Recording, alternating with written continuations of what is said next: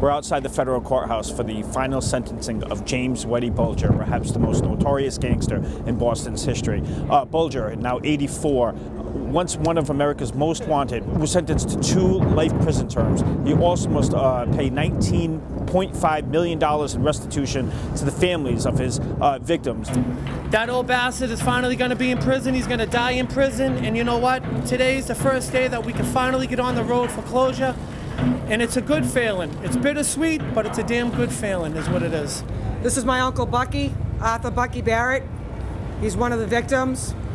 I hate the acts that this man has committed, but the Barrett family has no hate in our heart for the human being that he is. He is still human, and everybody does have a right to a second chance.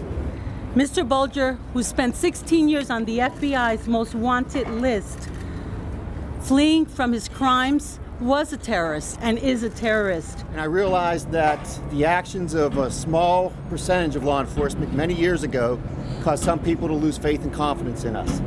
You know, we will continue to move forward, and our job now is to make sure that we can regain the faith and confidence of those people who may have lost it years ago.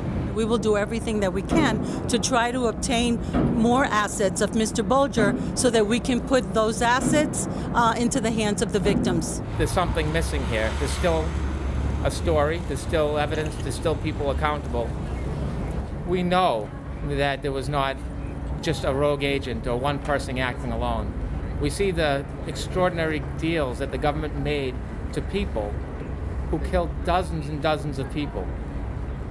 You hear the government denounce the idea of murder because it's reprehensible, it's despicable, and I agree. But why in the world do we now have a handful of murderers walking the streets? To get one man? Was that important, or was it something else? Was it to cover up the complicity? Who guards the guards at the end of the day? It'd be an unusual human being who did not have any regrets about anything in his life.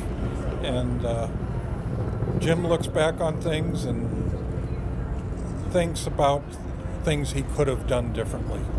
And anything further would have to come from him.